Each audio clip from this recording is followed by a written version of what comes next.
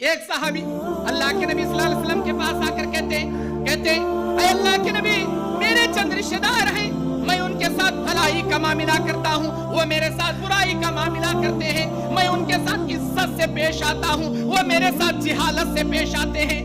मैं उनके साथ नरमी से पेश आता हूँ, वो मेरे साथ झगड़ा करते हैं।